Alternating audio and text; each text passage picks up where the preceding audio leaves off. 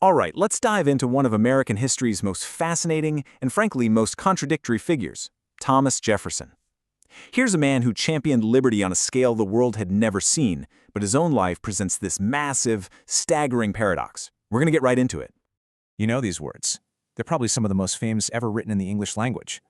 Penned by Jefferson, they became the moral bedrock of a new nation, a promise of liberty and human rights that would echo around the globe for centuries. And then there's this number, over 600. That's about how many human beings Thomas Jefferson enslaved during his lifetime. He inherited them, he bought them, he sold them, and he built his world on their forced labor. So that's the big question, isn't it? How do we even begin to reconcile the philosopher of freedom with the master of a plantation? How could the same man who wrote that all men are created equal literally own other people? Well, that's the paradox we're digging into. To even start to wrap our heads around this, we have to first appreciate the sheer scale of Jefferson's impact on the American experiment. So let's start by looking at Jefferson the Revolutionary.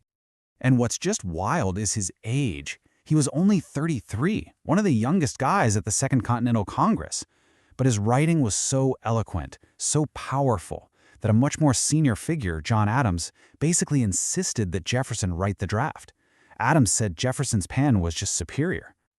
I mean, his political rise was just meteoric. Look at this timeline. In just 10 years, he goes from a local Virginia lawmaker to a central player on the world stage, literally drafting the founding document of a new nation, and then governing his state during the war. And these ideas here, this was the core of his entire philosophy. He wasn't just a political revolutionary, he was an intellectual one. He pushed for these huge Enlightenment ideas that really became the foundation of American society. Fighting for religious freedom, getting rid of old aristocratic laws, and pushing for public education, all to create a republic of smart, independent people. But Jefferson's vision, it didn't just stop at the original 13 colonies. Not even close. When he became president, he imagined a huge, continental nation, what he called an empire of liberty. Jefferson had this core belief that for the republic to survive, it needed a society of independent farmers who owned their own land. And for that, he just needed more land. So his entire presidency was really defined by this aggressive push west, a policy that would totally change the map of North America forever. And this was the big one, his absolute masterstroke. In 1803, Napoleon was fighting wars all over Europe, and he needed cash, fast. So he makes this totally unexpected offer to sell this enormous territory. Jefferson jumped on it, and with one single deal, he literally doubled the size of the United States. Just look at the chart. It's staggering. And the price tag for over 827,000 square miles? A cool $15 million. It was, without a doubt, one of the greatest real estate deals in all of human history. Now, this wasn't just some blind land grab. Jefferson was a scientist at heart, right? So he was deeply curious about what was actually out there. He personally coached Meriwether Lewis in skills like map-making, botany, and geology, even giving him basically unlimited access to his personal library to prepare for that legendary journey to the Pacific. Okay, so for every move Jefferson made to expand this empire of liberty for some people, a very different reality was being carved in stone back at his home in Virginia. We have to pivot now and confront the man not as a president or a philosopher, but as the master of his plantation, Monticello. And here's the kicker. Jefferson knew. He knew slavery was wrong. He wasn't just a product of his time ignorant of the injustice.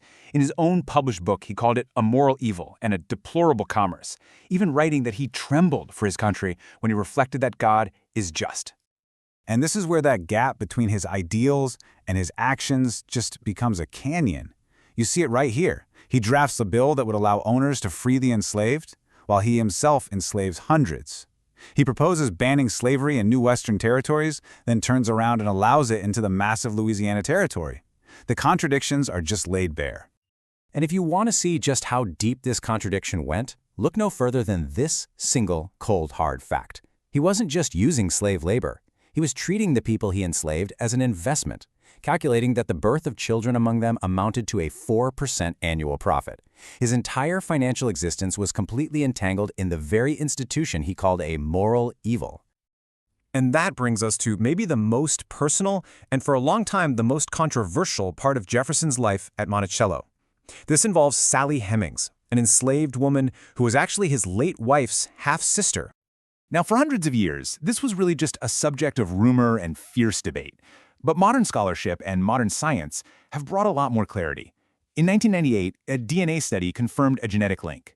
And since then, the Thomas Jefferson Foundation itself, the group that runs Monticello, has concluded that there's a high probability he fathered all of Sally Hemings's children. So what do you do with all of this? How do we hold all these pieces together, the visionary statesman and the profit-calculating enslaver? It all comes down to his legacy, which is anything but simple. And it's fascinating to look at how Jefferson himself wanted to be remembered. When he wrote his own epitaph, think about what he left out. He didn't mention being president or vice president or secretary of state. He wasn't interested in the power he held. He was interested in the ideas he put into the world. Nope.